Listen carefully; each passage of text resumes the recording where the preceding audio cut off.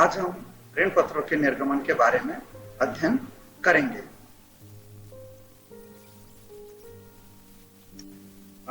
बच्चों, आज हम ऋण पत्रों के निर्गमन के बारे में हम विस्तार पूर्वक पढ़ेंगे। जैसा कि आप जानते हैं कि ऋण पत्र के माध्यम से पूंजी देने वाले लोग ऋण पत्रधारी कहलाते हैं। मैं इसको और विस्तार में बताने की कोशिश करूंगा कि कंपनी ऋण के प्रतिफल में जो प्रमाण पत्र निर्गमित करती है उसे हम ऋण पत्र कहते हैं। ये जो मैंने आपको 2 लाइन में बताया था, इसको आप हम परिभाषा के रूप में या आशय के रूप में भी हम पढ़ सकते हैं। ये काफी प्रचलित परिभाषा है। या फिर से मैं आपको रिपीट करता हूं, बच्चों ध्यान से सुनिए। कंपनी ऋण के प्रतिफल में जो प्रमाण पत्र निर्गमित करती है उसे हम ऋण पत्र कहते हैं। अब मैं ऋण पत्र के आशय के बारे में आपको समझाने की कोशिश करता हूं।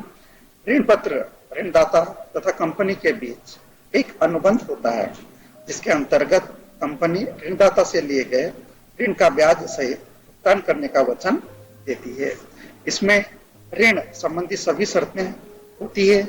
जैसे कि अभी मैं और विस्तार में जाऊंगा, आपको बताऊंगा कि ऋण पत्र एक प्रपत्र है जो किसी ऋण की प्राप्ति की स्वीकृति है तथा जो कंपनी की सार मुद्रा के अधीन निर्गमित किया जाता है। इसमें उन सभी शर्तों का उल्लेख होता है जिनके अंतर्गत ऋण लिया जाता है। ये शर्तें देय ब्याज, ऋण की वापसी तथा प्रतिभूति से संबंधित होती है। ऋण पत्र कंपनी की संपत्तियों पर प्राय चल प्रभार उत्पन्न करते हैं। अब मैं परिभाषा के रूप में आता हूं, क्योंकि परिभाषा हमारे ऑब्जेक्टिव में 2 नंबर के क्वेश्चन में भी काफी पूछे जाते हैं। तो देखिए, भारतीय कंपनी अधिनियम 2013 की धारा 2(30) के अनुसार ऋण पत्र में कंपनी का ऋण पत्र स्कंद, ब्रांड तथा कंपनी की अन्य प्रतिभूतियां सम्मिलित है, चाहे वे कंपनी की संपत्ति पर प्रभाव रखती हो या नहीं। अब हम और भी जो हमारे विख्यात जिसको बोलते हैं कि बड़े बड़े जो अधिकारी है, उनके शब्दों में भी मैं आपको बताना चाहूंगा, नायडू एवं दत्ता के शब्दों में। एक ऋण पत्र कंपनी की सार मुद्रा के अधीन निर्गमित ऐसा प्रपत्र है जो ऋण की स्वीकृति देता है और इन शर्तों को स्पष्ट करता है जिसके अधीन वे निर्गमित किए गए हैं और उनका शोधन होना है। शोधन यानी कि भुगतान। अब हम और आदर्श परिभाषा के रूप में हम आते हैं। ऋण पत्र की लिखित स्वीकृति होती है जिस पर कंपनी की सार मुद्रा अंकित रहती है और जिसमें एक निर्धारित तिथि पर मूलधन के भुगतान तक एक निश्चित दर से ब्याज के भुगतान का अनुबंध होता है। जैसा कि हम अभी और ऋण पत्र की विशेषता के बारे में हम पढ़ेंगे।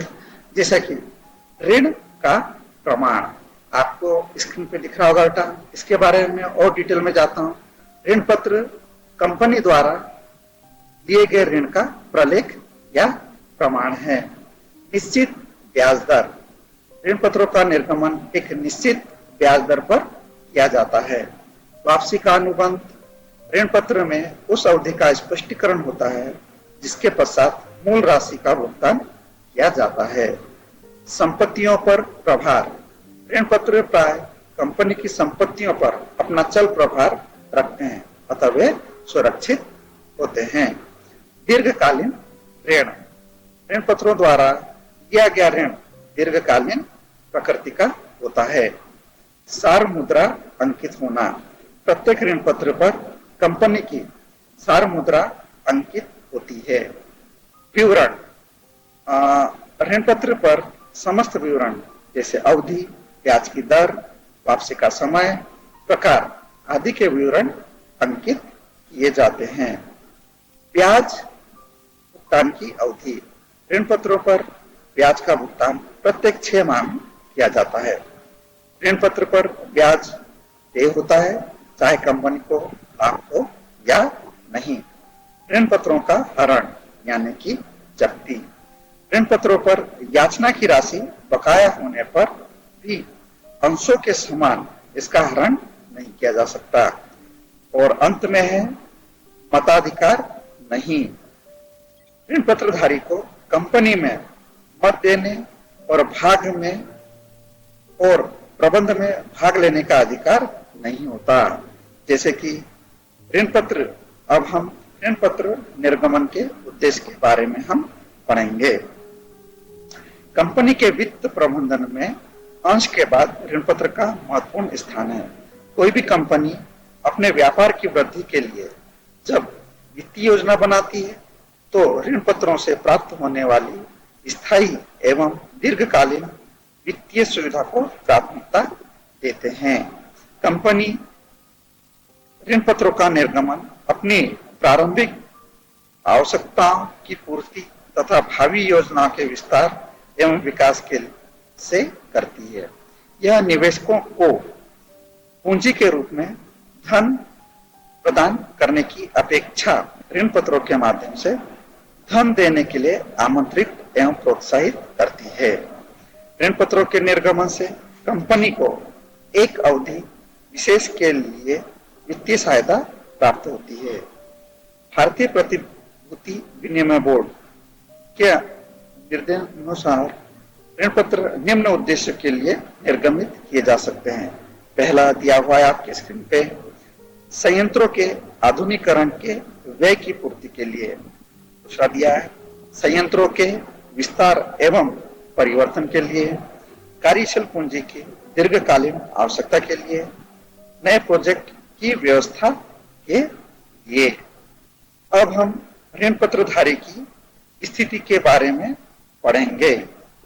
वास्तव में ऋण पत्रधारी कंपनी के लेनदार होते हैं। फिर से सुनो बच्चों, वास्तव में ऋण पत्रधारी कंपनी के लेनदार होते हैं। उन्हें उनके द्वारा ऋण पत्र के माध्यम से दिए गए ऋण एवं उस पर ब्याज अनिवार्य रूप से प्राप्त होता है, चाहे कंपनी को लाभ हो अथवा नहीं। यदि कंपनी निर्गमन की शर्तों के अधीन इनका भुगतान नहीं कर पाती है तो ऋण पत्रधारी न्यायालय में वाद प्रस्तुत करके अपना ऋण वसूल कर सकते हैं। उन्हें कंपनी के प्रबंध एवं नियंत्रण में भाग लेने का अधिकार नहीं होता। अब जैसा कि हमारे स्क्रीन पर दिख रहा है, ऋण पत्र की उपयोगिता या लाभ। पहला पॉइंट है वित्तीय आवश्यकताओं की पूर्ति। अंशों के निर्गमन के पश्चात भी यदि कंपनी को पूंजी की आवश्यकता होती है तो कंपनी ऋण पत्र को निर्गमित कर आवश्यक राशि प्राप्त कर लेती है। दूसरा दिया है स्वामित्व नहीं। इसका मतलब यह है कि ऋण पत्रधारियों का कंपनी पर स्वामित्व नहीं होने से उन्हें मताधिकार प्राप्त नहीं होता। और तीसरा दिया है निश्चितता है। ऋण पत्रों पर निश्चित ब्याज दर से कंपनी को मालूम होता है कि उसे ब्याज के रूप में कितनी राशि भुगतान करना होगी तथा ऋण पत्रधारी को ब्याज से कितनी आय प्राप्त रहेगी। अब चौथा दिया हुआ है अंशधारियों को लाभ। कम ब्याज दर पर ऋण उपलब्ध हो जाने पर ब्याज के भुगतान के पश्चात अंशधारियों को पर्याप्त लाभांश मिल जाता है। पांचवा दिया हुआ है ऋण वापसी की सुविधा। कंपनी के पास पर्याप्त धन उपलब्ध हो जाने पर ऋण पत्रों का भुगतान कर दिया जाता है। छठवां दिया हुआ है ऋण पत्रधारियों को सुरक्षा। ऋण पत्र कंपनी की संपत्ति पर सहायक प्रवाह के रूप में होते हैं, अतः घाटे या समापन की दशा में इनके द्वारा दिया गया ऋण सुरक्षित रहता है। जप्ती से मुक्ति। याचनाओं का भुगतान न होने की दशा में ऋण पत्रों को जब्त नहीं किया जा सकता। जबकि आपको मैं ये बताना चाह रहा हूँ बच्चों कि ये पाठ बहुत ही सरल भी है, थ्योरेटिकल भी है और न्यूमेरिकल भी है। और हम ज्यादातर जो हमारी इच्छा हम कर सकते हैं, काफी सरल है। अब ऋण पत्र स्कंद और बॉन्ड्स के बारे में हम पढ़ेंगे। कंपनी के अधिनियम द्वारा दी गई ऋण पत्रों की परिभाषा में ऋण पत्र स्कंद और बॉन्ड शब्द का प्रयोग किया जा सकता है। इन दोनों को निम्नानुसार हम समझ सकते हैं, जैसा कि यहाँ पे हमारे स्क्रीन पे दिया हुआ है कि ऋण पत्र स्कंद, हम अंशों के समान ही ऋण पत्रों को भी ऋण पत्र स्कंद में परिवर्तित किया जा सकता है। ऋण पत्र स्कंद के अंतर्गत छोटी छोटी राशि के ऋण पत्रों को एकत्रित करके एक बड़ी राशि में परिवर्तित कर दिया जाता है।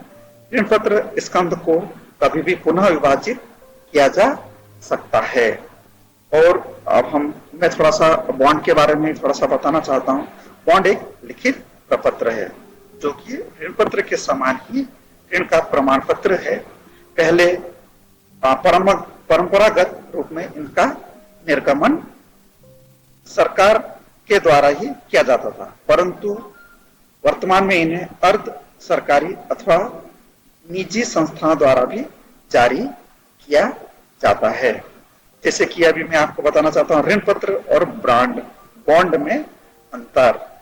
अब ऋण पत्र और बॉन्ड शब्द का प्रयोग एक दूसरे के स्थान पर किया जाता है, लेकिन दोनों में एकमात्र अंतर यह है कि ऋण पत्रों के समान बॉन्ड पर ब्याज की दर पहले से निर्धारित नहीं होती।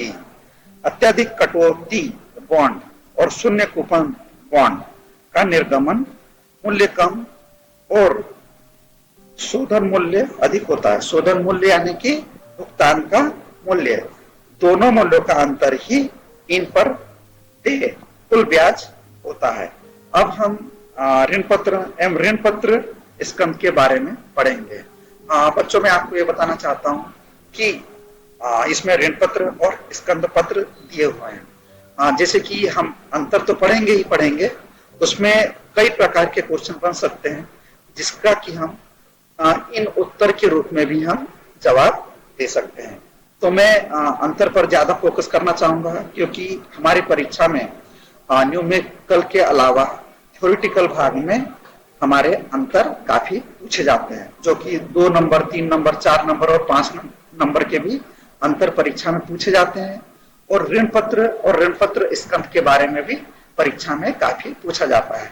इसलिए मैं आपको विशेषकर इसका अंतर में बता रहा हूं, आप ध्यान से सुनिए। ऋण पत्र एवं ऋण पत्र स्कंद के बारे में अंतर में अब देखिए, इसमें हमारा पहला दिया हुआ है राशि। ऋण पत्र की एक निश्चित इकाई का प्रमाण है। ऋण पत्र स्कंद अनेक छोटे छोटे ऋण पत्रों की एकीकृत एक बड़ी राशि का प्रमाण है। दूसरा दिया है विभाजन। इसका विभाजन नहीं किया जा सकता है और इसे कंपनी की इच्छा के अनुसार किसी भी राशि की इकाइयों में विभाजित किया जा सकता है। जबकि पूर्णदत्त आंशिक वे में ऋण पत्र पूर्णदत्त या अंशतः प्रदत्त हो सकते हैं। ऋण पत्र स्कंद सदैव पूर्णदत्त होता है। एवं अब हम प्रलेख में आते हैं। यह कंपनी पर ऋण को प्रमाणित करने वाला प्रलेख है। यह स्वयं में एक है। क्षेत्र 5वें में क्षेत्र दिया हुआ है। यह क्षेत्र व्यापक है। इसमें ऋण पत्र स्कंद भी शामिल है, जबकि इसका क्षेत्र सीमित है, क्योंकि इसमें सभी ऋण पत्र शामिल नहीं रहते हैं, केवल पूर्ण ऋण पत्र ही इसमें शामिल होते हैं। और अभी जैसे कि अब हम और अंतर की ओर जाता हूं, तो बच्चों में आपको यह बताना चाहता हूं अंश और ऋण पत्र में अंतर। आप इसको टिक लगा लीजिए, ये एग्जाम में आता ही आता है। अंश और ऋण पत्र में अंतर बताइए। आप देखिएगा पुराने जितने भी एग्जाम हुए हैं उसमें ये अंतर पूछा ही गया है। तो आप देखिए, ध्यान से सुनिए। मैं कोशिश करूंगा रिपीट करने की, ताकि आप इसको ओरली या आपके जो स्क्रीन पे दिया हुआ है तो आप उसको देख सकते हैं। जैसे कि अब हम इसमें बहुत सारे मुख्य बिंदु भी पाए गए हैं। जैसे कि मैं आपको एक हल्का सा परिभाषा के रूप में बताता हूँ। कंपनी की अधिकृत पूंजी छोटी छोटी इकाइयों में बटी होती है, जिसे हम अंश कहते हैं। ये बहुत ध्यान से सुनिए बच्चों, कि परिभाषा के रूप में भी हम इसको ले सकते हैं। ये 2 नंबर का आता है। अर्थ या परिभाषा के रूप में भी हम इसको बोल सकते हैं या पढ़ सकते हैं। देखिए, कंपनी की अधिकृत पूंजी छोटी छोटी इकाइयों में बटी होती है, जिसे हम अंश कहते हैं। और ऋण पत्र कंपनी ऋण के प्रतिफल में जो प्रमाण पत्र निर्गमित करती है उसे हम ऋण पत्र कहते हैं, जो कि मैंने आपको पूर्व में बताया था। अब हम लाभांश में आते हैं। अंशों पर लाभांश दिया जाता है, ऋण पत्रों पर ब्याज दिया जाता है। अब भुगतान, अंशों का भुगतान कंपनी के जीवन काल में नहीं होता, जबकि अनुबंध के अनुसार ऋण पत्रों का भुगतान एक निश्चित अवधि में किया जाता है। अब इसके देखिए प्रकार, अंश दो प्रकार के होते हैं, साधारण एवं पूर्वाधिकार। ऋण पत्र अनेक प्रकार के होते हैं। अब हम और आगे बढ़ेंगे तो समापन के समय का भुगतान के बारे में हम पढ़ते हैं। अब समापन के समय भुगतान, कंपनी का समापन होने पर अंशों का भुगतान ऋण पत्रों के बाद होता है, जबकि ऋण पत्रों का भुगतान अंशों के भुगतान से पहले होता है। अब प्रतिबंध कि हमें कौन कौन से प्रतिबंध लगाए गए हैं देखते हैं। अंशों का पट्टे पर निर्गमन कंपनी अधिनियम में दी गई शर्तों को पूरा करने के बाद ही किया जा सकता है, जबकि इनको निर्गमित करने के संबंध में ऐसा कोई प्रतिबंध नहीं दिया हुआ। अब कर की बचत, अंशधारियों को लाभांश का भुगतान करते समय कंपनी देय कर की रकम अपने पास नहीं बचा सकते, जबकि ऋण पत्रधारियों को ब्याज का भुगतान करते समय कंपनी देय कर रकम बचा सकती है। जबकि अब मैं काफी अंतर में आया हूं, मैं आपको ये भी बताना चाह रहा हूं मैं कि अब हम अंशधारी और ऋण पत्रधारी में अंतर के बारे में मैं आपको बताने की कोशिश करूंगा। हमारे इस चैप्टर में ऋण पत्रों के निर्गमन में खास अंश और ऋण पत्र, जो कि मैंने अभी आपको पूर्व में बताया है, और अब जो है अंशधारी और ऋण पत्रधारी में अंतर के बारे में बताऊंगा। इसमें हमारे 4 प्रकार के अति लघुत्तरीय प्रश्न, दीर्घीय प्रश्न और कई प्रकार के प्रश्न बन सकते हैं, जो कि हम इसको ध्यान से सुनेंगे तो हमारे उत्तर हम देने में आसानी होगी। अब हम आते हैं अंशधारी और ऋण पत्रधारी में अंतर के बारे में मैं आपको बताता हूँ। स्वामित्व यानी हमारा हक। अब देखिए, अंशधारी कंपनी के स्वामी होते हैं, सिंपल सी बात है, और ऋण पत्रधारी कंपनी के ऋणदाता होते हैं। बच्चों आप ध्यान से सुनिए, और आप इसको आप शॉर्ट स्क्रीन में फोटो भी ले सकते हैं या कॉपी पेन लेकर लिख भी सकते हैं। अब हमारा प्रतिफल, अंशधारी कंपनी के लाभांश में से लाभांश प्राप्त करता है, जबकि ऋण पत्रधारी ऋण की राशि पर ब्याज प्राप्त करता है। अब हम लाभांश या ब्याज का भुगतान के बारे में मैं आपको बताता हूं। अंशधारी को लाभांश का भुगतान लाभ होने की दशा में ही हम कर सकते हैं, जबकि ऋण पत्रधारी को ब्याज का भुगतान अवश्य किया जाता है, चाहे कंपनी को लाभ हो अथवा नहीं। अब इसके सदस्य के बारे में देखते हैं। कंपनी का सदस्य होना होता है, कंपनी का सदस्य नहीं होता। अब मत देने का अधिकार के बारे में हम पढ़ते हैं। मत के बारे में, इन्हें कंपनी के प्रत्येक प्रस्ताव पर मत देने का अधिकार होता है, जबकि इन्हें मत देने का अधिकार नहीं होता। मैं आगे और भी विस्तार पूर्वक और बताना चाहूंगा कि प्रबंध में भाग, अंशधारी को कंपनी के प्रबंध में भाग लेने का अधिकार होता है, जबकि ऋण पत्रधारी को कंपनी के प्रबंध में भाग लेने का अधिकार नहीं होता। एवं समापन पर धन वापसी, कंपनी के समापन पर अंशधारियों को ऋण पत्रधारियों के बाद भुगतान किया जाता है, जबकि कंपनी के समापन पर ऋण पत्रधारियों को अंशधारियों के पहले भुगतान किया जाता है। और अंत में हमारा है शर्तों का प्रभाव। देखिए आप बच्चों ध्यान से सुनिए। अंशधारियों को अंशों की राशि को वैधानिक औपचारिकताओं की पूर्ति के बिना वापस नहीं किया जा सकता, जबकि ऋण पत्रों की राशि की अदायगी ऋण पत्रधारियों को शोधन की शर्तों के अनुसार की जाती है। शोधन यानी कि भुगतान समझते बेटा, जो हम किसी को भुगतान करते हैं। अब हम ऋण पत्रों के प्रकार के बारे में पढ़ेंगे। जैसे कि अभी हमने अर्थ पढ़े, 2-3 अर्थ पढ़े हैं, उसमें से 2 अर्थ परीक्षा में आते ही आते हैं, आप बहुत ध्यान से सुनिए। अब हम ऋण पत्रों के प्रकार के बारे में पढ़ेंगे, जो कि हमारे इस पाठ में बहुत आसान है और सरल है और हम समझ सकते हैं। देखिए, ऋण पत्रों के प्रकार। कंपनी द्वारा विभिन्न प्रकार के ऋण पत्र निर्गमित किए जाते हैं। ऋण पत्रों के उनकी विशेषताओं के आधार पर कई प्रकार के होते हैं। ऋण पत्रों के प्रकारों को एक दृष्टि में निम्न तालिका से हम जान सकते हैं। अब देखिए, स्वामित्व के आधार पर। अब स्वामित्व के आधार पर दिया हुआ है, तो हमारे पास दिया है पंजीकृत या रजिस्टर्ड ऋण पत्र, और दूसरा दिया है वाहक ऋण पत्र। दूसरा दिया है सुरक्षा के आधार पर। अब इसमें मुख्य बिंदु देखिए, सुरक्षित या बंधक ऋण पत्र एवं असुरक्षित या बंधक ऋण पत्र। तीसरा दिया है शोधन के भुगतान पर। शोधन यानी, मैं फिर से बता रहा हूं, भुगतान के आधार पर। इसमें देखिए शोध्य ऋण पत्र एवं अशोध्य ऋण पत्र। अब फोर्थ दिया है परिवर्तन के आधार पर। परिवर्तनीय ऋण पत्र एवं अपरिवर्तनीय ऋण पत्र। फिफ्थ दिया हुआ है भुगतान की वरीयता के आधार पर। प्रथम ऋण पत्र एवं द्वितीय ऋण पत्र। और अंत में हमारा दिया हुआ है कूपन दर ब्याज के आधार पर। पहला दिया बिंदु है शून्य कूपन दर ऋण पत्र एवं अत्यधिक कटौती के ऋण पत्र। अब हम गारंटी युक्त ऋण पत्र के बारे में हम और विस्तार से पढ़ते हैं। अब देखिए, ऋण पत्रों के प्रकारों का संक्षिप्त वर्णन हमारा निम्न प्रकार से है। देखिए, पंजीकृत या रजिस्टर्ड ऋण पत्र। पंजीकृत या रजिस्टर्ड ऋण पत्र के धारकों के नाम कंपनी के रजिस्टर में लिखे जाते हैं।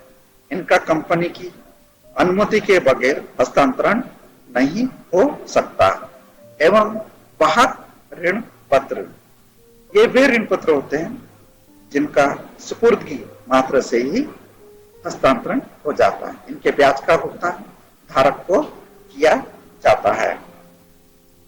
सुरक्षित ऋण पत्र। अब हम इन ऋण पत्रों के भुगतान की सुरक्षा के लिए कंपनी अपनी संपत्ति जमानत पर रखती है। यदि कंपनी इन ऋण पत्रों का भुगतान नहीं करती है, तो ऋण पत्रधारी कंपनी की संपत्ति बेचकर अपनी रकम प्राप्त कर लेते हैं। जबकि असुरक्षित ऋण पत्र, ये वे ऋण पत्र होते हैं जिनके ब्याज के भुगतान तथा मूलधन के लिए ऋण दाताओं को कोई प्रतिभूति नहीं दी जाती। इन ऋण पत्रों को बंधक रहित ऋण पत्र या नग्न ऋण पत्र भी कहा जाता है। अब हम शोध्य ऋण पत्र के बारे में पढ़ेंगे। इन ऋण पत्रों का भुगतान एक निश्चित अवधि के बाद कर दिया जाता है। जबकि अशोध्य ऋण पत्र, ये वे ऋण पत्र होते हैं जिनका कंपनी के जीवन काल में भुगतान नहीं किया जाता। अब हम परिवर्तनशील ऋण पत्र के बारे में। ये वे ऋण पत्र हैं जिनके धारकों को अपने ऋण पत्रों को अंशों में परिवर्तित करने का अधिकार रहता है। जबकि अपरिवर्तनशील ऋण पत्र, इन ऋण पत्रों के धारकों को ऋण पत्रों को अंशों में परिवर्तित कराने का अधिकार नहीं रहता। जबकि आपको हम बता दें, प्रथम ऋण पत्र, इन ऋण पत्रों का भुगतान अन्य ऋण पत्रों की सुरक्षा या अपेक्षा पहले की जाती है। एवं अब द्वितीय ऋण पत्र, जो कि हमारा अंतिम बिंदु है, इनका भुगतान प्रथम ऋण पत्रों के भुगतान के बाद ही किया जा सकता है। अब हम आगे पढ़ेंगे शून्य कूपन दर, जो कि अब हमारी ये मुख्य बिंदु है। इन ऋण पत्रों पर निर्धारित ब्याज दर नहीं होता। बच्चों ध्यान से सुनिए, मैं फिर से रिपीट कर रहा हूं, इन ऋण पत्रों पर निर्धारित ब्याज दर नहीं होता। इन्हें बट्टे पर जारी किया जाता है तथा सब मूल्य पर इनका भुगतान नहीं किया जाता। ये ऋण पत्र भी शून्य कूपन दर ऋण पत्र की तरह होते हैं। अंतर केवल इतना है कि इन्हें अत्यधिक कटौती पर जारी किया जा सकता है। जबकि ऐसे ऋण पत्र जिनके मूलधन या ब्याज की राशि के भुगतान की गारंटी किसी दूसरे कंपनी, संस्था अथवा शासन के द्वारा दी जाती है। अब गारंटी युक्त ऋण पत्र, ऐसे ऋण पत्र जिनके मूलधन या ब्याज की राशि के भुगतान की गारंटी किसी दूसरी कंपनी, संस्था अथवा शासन के द्वारा दी जाती है, गारंटी युक्त ऋण पत्र हम इसको हम कह सकते हैं। अब ऋण पत्रों के निर्गमन के संबंध में कंपनी के अधिनियम 2013 की इस प्रकार से हमने व्यवस्था की है। देखिए, जिसको हम और विस्तार पूर्वक आपको बताने की कोशिश करता हूं। जैसे कि ऋण पत्रों के निर्गमन के संबंध में कंपनी अधिनियम 2013 की धारा 71 के अंतर्गत निम्न व्यवस्था का उल्लेख किया गया है।